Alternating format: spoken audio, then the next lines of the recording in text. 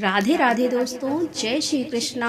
आज की कथा में आप सभी भक्तों का हार्दिक स्वागत है। भगवान श्री राम माता सीता और लक्ष्मण जी सहित आपके हृदय में वास करे। दोस्तों, आज आप सुनेंगे पौष मास की कथा का 24वां अध्याय और आज की कथा में आप सुनेंगे रामेश्वर नामक महालिंग की महिमा। श्री सूत जी कहते हैं कि जो मनुष्य भगवान श्री रामचंद्र जी के द्वारा स्थापित रामेश्वर शिवलिंग का एक बार दर्शन कर लेता है, वह भगवान शंकर के सायुज स्वरूप मोक्ष को प्राप्त करता है। सतयुग में 10 वर्षों में जो पुण्य किया जाता है उसी को त्रेता के मनुष्य 1 वर्ष में सिद्ध करते हैं। वहीं द्वापर में 1 मास और कलयुग में 1 दिन में ही साध्य होता है। परंतु जो लोग भगवान रामेश्वर का दर्शन करते हैं उनको वही पुण्य कोटि गुना होकर एक एक पल में प्राप्त होता है, इसमें कोई संदेह नहीं है। रामेश्वर नामक महालिंग में सब तीर्थ संपूर्ण देवता, ऋषि, मुनि तथा विद्वान हैं, जो एक समय, 2 समय, तीनों समय अथवा सर्वदा ही मोक्षदायक रामेश्वर नामक महादेव जी का स्मरण या फिर कीर्तन करते हैं। वे पाप समूह से मुक्त हो जाते हैं और सच्चिदानंद में अद्वैत रूप श्याम सदाशिव को प्राप्त होते हैं। रामेश्वर नामक शिवलिंग भगवान श्री रामचंद्र जी के द्वारा पूजित हुआ है। उसके स्मरण करने मात्र से यमराज की पीड़ा नहीं प्राप्त होती। जो मनुष्य रामेश्वर नामक महालिंग को नमस्कार और उसका पूजन करते हैं उनका जन्म सफल है, वे कृतार्थ हो जाते हैं। जो मनुष्य रामेश्वर नामक महालिंग के प्रति भक्ति रखते हैं उन लोगों के प्रणाम, स्मरण और पूजन में तत्पर रहने वाले मानव कभी दुख नहीं देखते। करोड़ों जन्मों में किए गए जो कोई भी पाप होते हैं वे भगवान रामेश्वर का दर्शन कर लेने पर तत्काल नष्ट हो जाते हैं। रामेश्वर महालिंग का कीर्तन और पूजन करने वाला मनुष्य अवश्य ही भगवान रुद्र का स्वरूप प्राप्त कर लेता है। जैसे प्रज्वलित अग्नि क्षण भर में काष्ठ के ढेर को भस्म कर डालती है, वैसे ही भगवान रामेश्वर का दर्शन करने वाले लोगों के सब पाप तत्काल भस्म हो जाते हैं। रामेश्वर महालिंग की भक्ति 8 प्रकार की बताई गई है। पहला, रामेश्वर के भक्तों के प्रति स्नेह एवं दया का भाव रखना। दूसरा, उन भक्तों का पूजन करके उन्हें संतुष्ट करना। तीसरा, स्वयं भगवान रामेश्वर की भक्ति पूर्वक पूजा करना। और चौथा है उन्हीं के लिए देह की सारी चेष्टाओं का होना। 5वीं भक्ति होती है श्री रामेश्वर की महात्म्य अथवा कथा श्रवण करने में आदर भाव रखना। 6ठी भक्ति उनके प्रति प्रेम आधिक्य के कारण वाणी का गदगद होना, नेत्रों में आंसू आना, शरीर में रोमांच का उदय होना, इस प्रकार के भावों का स्मरण होना। और 7वीं भक्ति होती है श्री रामेश्वर महालिंग का निरंतर स्मरण करना तथा 8वीं भक्ति होती है उसी की शरण लेकर जीवन धारण करना। श्री सूत जी कहते हैं कि जिस किसी मलेच्छ में भी ऐसी 8 प्रकार की भक्ति हो वह भी मुक्ति क्षेत्रों के मोक्ष रूपी धन का अधिकारी बताया गया है। अनन्य भक्ति और ब्रह्म ज्ञान के द्वारा मुक्ति निश्चित है। ऊर्ध्व सन्यासियों को वेदांत शास्त्र के श्रवण से जो मुक्ति प्राप्त होती है वही सब वर्णों और सब आश्रम के लोगों को दर्शन शास्त्र के श्रवण जनित ज्ञान के बिना ही केवल रामेश्वर महालिंग के दर्शन से ही प्राप्त हो जाती है। योग युक्त उद्वरेता मुनियों की जो गति होती है वही भगवान रामेश्वर का दर्शन करने वाले समस्त की होती है। जो मनुष्य रामेश्वर शिव के क्षेत्र की प्रसन्नता पूर्वक यात्रा करते हैं ऐसे मनुष्य को पग पग पर अश्वमेध यज्ञ का पुण्य प्राप्त होता है। अम्बा पार्वती सहित परम दयालु रामेश्वर महालिंग रूप भगवान शिव में भक्ति होना अत्यंत दुर्लभ है। उनकी पूजा का शुभ अवसर भी दुर्लभ है तथा उनका स्तवन और स्मरण भी अत्यंत दुर्लभ है। जिसकी बुद्धि निरंतर रामेश्वर महालिंग का चिंतन करती है वही इस पृथ्वी पर धन्य अति धन्य पुरुष है। श्री रामेश्वर महालिंग का दर्शन करने वाले पुरुष के दर्शन मात्र से दूसरे प्राणियों का पाप तत्काल नष्ट हो जाता है। जो प्रातः काल उठकर 3 बार रामनाथ अर्थात रामेश्वर शब्द का उच्चारण करता है उसका पहले के दिन का पाप तत्काल नष्ट हो जाता है।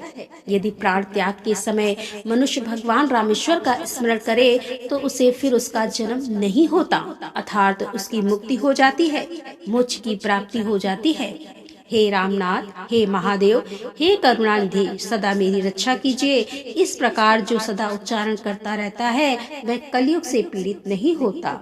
हे रामनाथ, हे जगन्नाथ, हे धूर जटे, हे नील लोहित, जो इस प्रकार सदा बोलता है उसे माया नहीं सताती।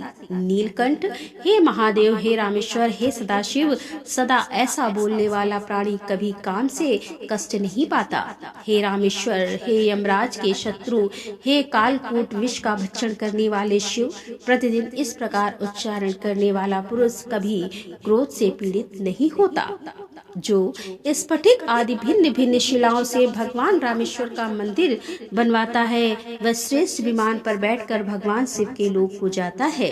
जो मनुष्य भक्ति पूर्वक त्रिशूलधारी भगवान रामेश्वर स्नान के समय रुद्राय, पंच शांति तथा पावमानी आदि ऋचाओं को प्रेम पूर्वक जपता है वह कभी नरक का कष्ट नहीं भोगता। और जो रामेश्वर महालिंग को गाय के दूध से स्नान कराता है वह अपनी 21 पीढ़ियों का उद्धार करके शिवलोक में पूजित होता है। दही से स्नान कराने वाला पुरुष सब पापों से छुटकारा भगवान विष्णु के लोक में प्रतिष्ठित होता है। रामेश्वर शिव को नारियल के जल से कराया हुआ स्नान ब्रह्म हत्या आदि पापों का नाशक बताया जाता है और वस्त्र से छानकर शुद्ध किए हुए जल के द्वारा रामेश्वर महादेव को स्नान कराने वाला पुरुष वरुण लोक में जाता है। पुष्पों के सुगंध से वासित जल के द्वारा दया निधान रामेश्वर महालिंग को स्नान कराने वाला मनुष्य शिवलोक से पूजित होता है। राम सेतु धनुष कोट में विराजमान है। हे भगवान रामेश्वर, ऐसा उच्चारण करके मनुष्य जहाँ कहीं भी स्नान करे उसे सेतु स्नान का फल प्राप्त होता है। और जो मनुष्य रामेश्वर शिव के टूटे फूटे हुए मंदिर को बनवाता है, उसकी मरम्मत करता है, वह 10 सहस्त्र ब्रह्म हत्याओं को जला डालता है। जो मनुष्य भगवान रामेश्वर के आगे प्रसन्नता पूर्वक दीपक अर्पण करता है वह अविद्या में अंधकार का भेदन करके प्रकाश स्वरूप सनातन ब्रह्मा को प्राप्त होता है। भगवान रामेश्वर के उद्देश्य से जो थोड़ा भी आदर पूर्वक दान किया जाता है वह दाता को परलोक में अनंत फल देने वाला होता है। महाक्षेत्र में रामेश्वर में श्री रामनाथ जी के समीप निवास करने वाला मनुष्य पुनरावृत्ति रहित मोक्ष को प्राप्त होता है, अर्थात दोबारा उसका जन्म नहीं होता। संसार का लाड़ प्यार छोड़कर आपत्तिग्रस्त मनुष्यों की पीड़ा दूर करने वाले रामेश्वर महालिंग का श्रवण कीर्तन और स्मरण करना चाहिए। भगवान रामेश्वर का पूजन, वंदन, स्मरण, श्रवण और दर्शन कर लेने पर कोई वस्तु दुर्लभ नहीं रह जाती।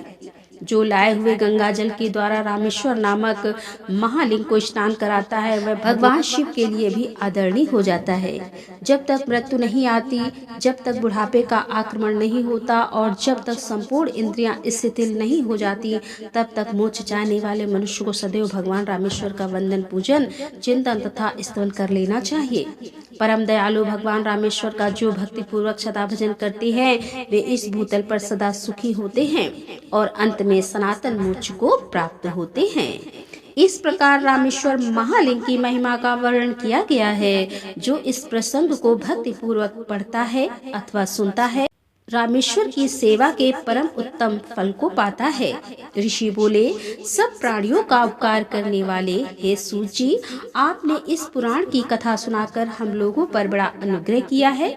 दशरथ नंदन श्री रामचंद्र जी ने जिस प्रकार शिवलिंग की स्थापना की है उसको भी हम लोग सुनना चाहते हैं। कृपा करके वह सब वृतांत भी हमें सुनाइए।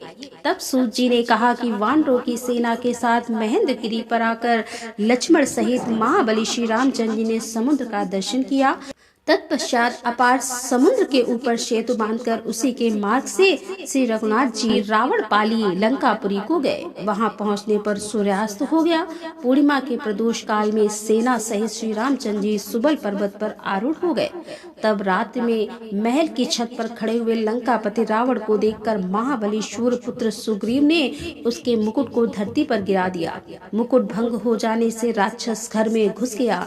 लंकेश्वर के घर में घुस जाने पर सुग्रीव, लक्ष्मण और सेना सहित श्री रामचंद्र जी ने पर्वत के किनारे से उतरकर लंका के समीप अपनी सेना को ठहराया और वहां ठहराते जाते हुए बानरों पर रावण के विशालकाय सैनिकों ने अस्त्र शस्त्र लेकर आक्रमण किया। वे सभी दुष्टा अपमा राक्षस अदृश्य होकर आए थे। विभीषण ने उन सब का अंत ध्यान विद्या द्वारा ही वध किया। बहुत से बलवान वानरों द्वारा कितने ही राक्षस मारे गए। भयंकर पराक्रमी वानरों ने जिनका अंग भंग कर दिया था, ऐसे मरने से बचे हुए राक्षस शीघ्र रावण पाली लंकापुरी में भाग गए। वानर सेना को भागते हुए देखकर पवन कुमार हनुमान जी ने धूम्राष्ट्र को शीघ्र ही मार डाला। धूम्राष्ट्र को मारा गया देखकर मरने से बचे हुए निशाचरों ने सब समाचार लंकापति रावण को बताया। तब रावण ने सोते हुए कुंभकर्ण को जगाया और उसे युद्ध के लिए भेजा। युद्ध में आए हुए कुंभकर्ण को लक्ष्मण जी ने कुपित होकर ब्रह्मास्त्र से मारा, जिससे वह प्राणहीन होकर धरती पर गिर पड़ा। तब वहां दूषण नामक राक्षस के दो छोटे भाई वज्रवेग और प्रमाति, जो कि युद्ध में रावण के समान ही बलवान थे, आए और हनुमान जी एवं अंगद के हाथों मारे गए। विश्वकर्मा के पुत्र नल ने वज्र तथा कुमुद नामक से वानर ने अंकम पदम, लक्ष्मण जी ने अतिकाय और त्रषा का वध किया। सुग्रीव ने देवांतक तथा रातम को मौत के घाट उतारा और हनुमान जी ने कुंभकर्ण के दोनों पुत्रों को मार डाला। विभीषण ने घर के पुत्र मकरा का वध किया। तदंतर रावण ने इंद्रजीत को युद्ध के लिए भेजा। इंद्रजीत ने दोनों भाई राम और लक्ष्मण को मोहित किया। इतने में ही अंगद ने उसके रथ के घोड़ों को मार डाला। वाहन शून्य हो जाने पर वह आकाश में स्थित हो गया। उसके प्रहार से घायल हुए कुमुद, अंगद, सुग्रीव, नल और जाम आदि के साथ प्राय सभी वानर धरती पर गिर पड़े। इस प्रकार सेना सहित श्री राम और लक्ष्मण को युद्ध में घायल करके महाबली मेघनाद आकाश में ही अदृश्य हो गया। तब विभीषण ने इवाक कुलभूषण श्री रामचंद्र जी से बारंबार प्रणाम करके हाथ जोड़कर कहा कि हे प्रभु, कुबेर की आज्ञा से एक गायक आपकी सेवा में यह दिव्य जल लेकर उपस्थित हुआ है। हे महाराज, इसे कुबेर अंतर ध्यान विद्या से अदृश्य हुए प्राणियों को देखने के लिए आपको अर्पित करते हैं। इसको आंख में लगा लेने से आप आकाश में अदृश्य हुए प्राणियों को भी देख सकेंगे और जिसके लिए आप यह जल देंगे वह भी उन प्राणियों को देख सकेगा। बहुत अच्छा। ऐसा कहकर श्री रामचंद्र जी ने आदर पूर्वक उस जल को ग्रहण किया और उससे अपने नेत्रों को धोया। तत्पश्चात महाबली लक्ष्मण, सुग्रीव, जामवंत, हनुमान, अंगद, नील तथा अन्य जो वानर थे, उन सब ने श्री रामचंद्र जी के आए हुए जल से अपने अपने नेत्र धो लिए। तब उन्होंने आकाश में छिपे हुए वीरवर मेघनाद को देखा। दृष्टि पड़ जाने पर सुमित्रा नंदन लक्ष्मण ने उस पर आक्रमण किया। तब लक्ष्मण और मेघनाद में अत्यंत विचित्र तथा आश्चर्यजनक युद्ध हुआ। तीसरे दिन बड़े प्रयास से महाबली लक्ष्मण के द्वारा मेघनाद युद्ध में मारा गया। अपने प्रिय पुत्र के मारे जाने पर रावण को बड़ा क्रोध हुआ। वह बहुत सी सेना साथ लेकर रथ पर बैठकर नगर से बाहर निकला। तब इंद्रसारथी मातली हरे घोड़े जूते हुए सूर्य के समान तेजस्वी रथ के साथ श्री रामचंद्र जी की सेवा में उपस्थित हुए। धर्मात्मा में श्रेष्ठ श्री राम ने इंद्र के भेजे हुए उस रथ पर सवार होकर युद्ध में ब्रह्म अस्त्र का प्रयोग करके राक्षस राज रावण के सभी मस्तक काट डाले। रावण के मारे जाने पर देवताओं और ऋषियों ने दशरथ तथा श्री राम को आशीर्वाद देकर उनकी जय जयकार की और अत्यंत संतुष्ट होकर भगवान का स्तवन किया। सिद्धों तथा विद्याधर ने कमल नयन श्री राम पर फूलों की वर्षा की। तब श्री रामचंद्र जी उन देवताओं, वानर सैनिकों तथा सीता और लक्ष्मण के साथ लंका में विभीषण को राजा के पद पर अभिषेचित करके पुष्पक विमान पर आरूढ़ होकर गंधमादन पर्वत पर आए। गंधमादन पर्वत पर विदेही नंदिनी सीता की अग्नि परीक्षा द्वारा शुद्ध की गई। तदंतर दंड कारण्य से निवास करने वाले सभी मुनि अगस्त्य जी को आगे करके कमल नयन जानकी वल्लभ श्री रामचंद्र जी का दर्शन करने के लिए आए और उनकी स्तुति करने लगे। जय श्री राम। आज की कथा का यहीं पर समापन करते हैं और इसके आगे का वृतांत आप कल की कथा में सुनेंगे। उम्मीद करती हूँ कि कल भी कथा आप लोग जरूर सुनेंगे। और अब आप सुनेंगे श्री नारायण कवच, जिसके सुनने मात्र से भगवान श्री हरि विष्णु की असीम कृपा प्राप्त होती है। और जो भी मनुष्य श्री नारायण कवच का पाठ पढ़ता है या फिर सुनता है, भगवान श्री हरि विष्णु स्वयं उसकी रक्षा करते हैं। कवच का अर्थ ही होता है एक घेरा जिसके अंदर आप सुरक्षित हो जाए। तो भगवान श्री हरि विष्णु का यह नारायण कवच सुनने से भगवान श्री हरि विष्णु का एक ऐसा घेरा आपके चारों तरफ बना देते हैं जिसमें आप सुरक्षित हो जाते हैं। हर प्रकार की विघ्न बाधाओं से, किसी प्रकार की दुर्घटना से या फिर किसी भी प्रकार के नकारात्मक विचार से, नकारात्मक शक्तियों से, अकाल मृत्यु के भय से, शोक से, संताप से, शत्रुओं से, रोग दुख और बीमारियों से, हर प्रकार से आपकी रक्षा भगवान श्री हरि विष्णु करते हैं। इसीलिए इस पाठ को प्रतिदिन पढ़ना चाहिए, स्वयं से या फिर सुन लेना चाहिए। तो अब भगवान श्री नारायण का ध्यान करके नारायण कवच का श्रवण करते हैं। भगवान श्री हरि गरुड़ जी के पीठ पर अपने चरण कमल रखे हुए हैं, जिनकी 8 सिद्धियां अणिमा, महिमा, गरिमा, लघिमा, प्राप्ति, प्राकम्य, ईश्वित्व और वशित्व सेवा कर रही हैं, तथा जो अपने 8 हाथों में शंख, चक्र, ढाल, तलवार, गदा, बाण, धनुष और पास धारण किए हुए हैं, वे ओमकार स्वरूप प्रभु सब प्रकार से मेरी रक्षा करें। मत्स्य मूर्ति भगवान जल के भीतर जल जंतु रूपी वरुणापास से मेरी रक्षा करें। माया से ब्रह्मचारी का रूप धारण करने वाले वामन भगवान स्थल पर और विश्व रूप श्री त्रिविक्रम भगवान आकाश में मेरी रक्षा करें। जिनके भयंकर अट्टहास करने पर सभी दिशाएं गुंजायमान हो उठी हों और दैत्यों के गर्भवती पत्नियों के गर्भ गिर गए थे, वे दैत्य पतियों के शत्रु भगवान नरसिंह किले, वन, युद्ध स्थल आदि विषम स्थानों में मेरी रक्षा करें। अपनी दाढ़ों पर पृथ्वी को धारण करने वाले यज्ञ मूर्ति वराह भगवान मार्ग में, परशुराम भगवान पर्वतों के शिखरों पर तथा श्री लक्ष्मण और भरत के बड़े भाई भगवान श्री रामचंद्र प्रवास के समय मेरी रक्षा करें। भगवान नारायण मारण मोहन आदि भयंकर अविचारों और सब प्रकार के प्रमादों से मेरी रक्षा करें। ऋषि श्रेष्ठ नर गर्भ से योगेश्वर भगवान दत्तात्रेय योग के विघ्नों से और त्रिगुणाधिपति भगवान कपिल कर्म बंधनों से मेरी रक्षा करें। परम ऋषि सनत कुमार कामदेव से और भगवान है ग्रीव मार्ग से गुजरते समय देव मूर्तियों को नमस्कार आदि न करने के अपराध से देव ऋषि नारद देव पूजा के समय संभावित सेवा अपराधों से और भगवान कच्छप सभी तरह के नरकों से मेरी रक्षा करें। मैं ऋषि वेद व्यासी अज्ञान से तथा बुद्ध देव पाखंडियों के द्वारा फैलाए गए प्रमाद से मेरी रक्षा करें। धर्म की रक्षा हेतु महान अवतार धारण करने वाले भगवान कलिक पाप बहुल कलयुग के दोषों से मेरी रक्षा करें। प्रातः काल भगवान केशव अपनी गदा से दिन के दूसरे भाग चढ़ जाने पर भगवान गोविंद अपनी बांसुरी लेकर दिन के तीसरे भाग दोपहर के पहले भगवान नारायण अपनी तीक्ष्ण शक्ति लेकर तथा दिन के चौथे भाग मध्यकाल को भगवान विष्णु चक्रराज सुदर्शन लेकर मेरी रक्षा करें। दिन के 5वें भाग अपराह्न काल में अपना प्रचंड धनुष लेकर भगवान मधुसूदन मेरी रक्षा करें। छठे भाग सायकाल में ब्रह्मा आदि त्रिमूर्तिधारी माधव, रात के 6ठे भाग में प्रथम भाग प्रदोष काल में ऋषिकेश, रात के दूसरे भाग में अर्धरात्रि के पूर्व तथा अर्धरात्रि के समय अकेले भगवान पद्म नाम मेरी रक्षा करें।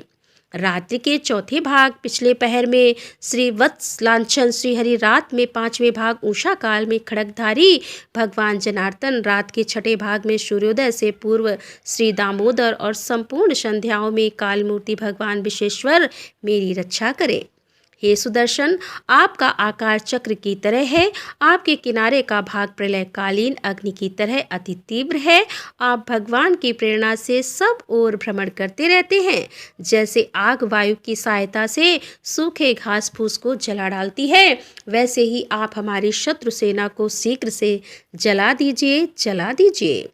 हे कौमोद की गदा, आपसे छूटने वाली चिंगारियों का स्पर्श वज्र के समान असह्य है। हे भगवान अजीत की प्रिया, मैं आपका सेवक हूँ, इसीलिए आप कुष्मांड विनायक यक्ष राक्षस भूत और प्रेतादि ग्रहों को अभी कुचल डालिए तथा मेरे शत्रुओं को चूर चूर कर दीजिए। हे संघश्रेष्ठ, आप भगवान श्री कृष्ण के फूकने मात से भयावह नाद करके मेरे शत्रुओं का दिल दहला दीजिए एवं यादुधान, प्रमद, प्रेत, म्रातका, पिशाच तथा ब्रह्म राक्षस आदि भयंकर प्राणियों को यहाँ से शीघ्र दूर कर दीजिए। हे भगवान की खड़ग श्रेष्ठ नंदक, आपकी धार बहुत तीक्ष्ण है। आप ईश्वर की प्रेरणा से मेरे शत्रुओं को छिन्न भिन्न कर दीजिए। भगवान की प्यारी ढाल, आप में सैकड़ों चंद्राकार मंडल हैं। आप पाप दृष्टि रखने वाले मेरे शत्रुओं के नेत्रों को बंद कर उन्हें सदा के लिए अंधा बना दीजिए। ग्रहों, धूमकेतु आदि केतुओं, दुष्ट मनुष्यों, सरीसृप जीवों, दाढ़ों वालों, हिंसक पशुओं, भूत प्रेतों तथा पापी प्राणियों से हमें जो जो भय हो और जो जो हमारे शुभ के विरोधी हों, वे सभी भगवान के नाम, रूप तथा आयुधों का कीर्तन करने से तत्काल नष्ट हो जाएं। बृहत रत्नतर आदि शाम वेद के स्रोतों से जिनकी स्तुति की जाती है, वे वेद मूर्ति भगवान गरुड़ और विश्वक सेन जी अपने नाम के उच्चारण मात्र के प्रभाव से हमें सब प्रकार की विपत्तियों से रक्षा करें। श्री हरि के नाम, रूप, वाहन, आयुध और श्रेष्ठ पार्षद हमारी बुद्धि, इंद्रिय, मन और प्राणों को सब तरह की विपत्तियों से बचाएं। जितना भी कार्य अथवा कारण रूप जगत है वह वास्तव में भगवान ही है। इस सत्य के प्रभाव से हमारे सारे पाप नष्ट हो जाएं। ब्रह्मा और आत्मा की एकता का अनुभव जो लोग कर चुके हैं, उनकी दृष्टि में ईश्वर का स्वरूप समस्त विकल्पों और भेदों से रहित है। फिर भी वे अपनी माया शक्ति के द्वारा भूषण, आयुध और रूप नामक शक्तियों को धारण करते हैं। यह बात निश्चित ही सत्य है। अतः सर्वज्ञ, सर्वव्यापक भगवान श्रीहरि सदा सर्वत्र अपने सभी स्वरूपों से हमारी रक्षा करे। जो अपने भयंकर अट्टहास से सब लोगों के भय को समाप्त कर देते हैं और अपने तेज से सबके तेज का ग्रास कर लेते हैं, वे भगवान नरसिंह दिशा विदिशा, नीचे ऊपर बाहर भीतर सब ओर से हमारी रक्षा करें। देवराज इंद्र, मैंने तुम्हें यह नारायण कवच सुना दिया। अब तुम इस कवच से अपने को सुरक्षित कर लो। बस फिर तुम अनायास से सब दैत्यपतियों को जीत लोगे। इस नारायण कवच को धारण करने वाला पुरुष जिस किसी को भी अपनी आंखों से देख लेता है अथवा पैरों से भी छू लेता है, वह तत्काल ही समस्त भयों से मुक्त हो जाता है।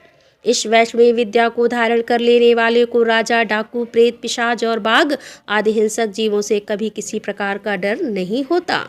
देवराज, पुरातन काल की बात है कि एक कौशिक गोत्र के ब्राह्मण ने इस विद्या को धारण करके योग धारणा से अपना शरीर मरुभूमि में त्याग दिया। जिस स्थान पर उस ब्राह्मण का मृत शरीर पड़ा था, उसके ऊपर से एक दिन गंधर्वराज चित्ररथ अपनी स्त्रियों के साथ विमान पर बैठकर निकले। इस स्थान पर आते ही वे नीचे की ओर सिर किए विमान सहित आसमान से धरती पर गिर पड़े। ऐसा होने पर उनके आश्चर्य की सीमा न रही। जब उन्हें बाल खिल्य मुनियों ने बतलाया कि यह नारायण कवच धारण करने का प्रभाव है, तब उन्होंने उस ब्राह्मण देवता की हड्डियों को ले जाकर पूर्ववाहिनी सरस्वती नदी में प्रभावित कर दिया और फिर स्नान करके वे अपने लोक को चले गए।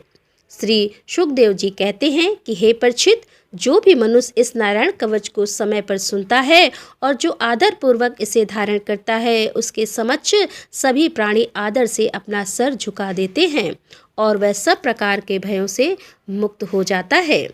परीक्षित, इस तरह सत्कृत इंद्र के आचार्य विश्वरूपी से यह नारायण कवच रूपी वैष्णवी विद्या प्राप्त करके रणभूमि में असुरों को जीत लिया और वे त्रैलोक लक्ष्मी का उपभोग करने लगे। श्री नारायण कवच संपूर्ण हुआ। तो दोस्तों, मिलते हैं अगले वीडियो के साथ। तब तक के लिए राधे राधे, जय श्री कृष्णा, हर हर महादेव।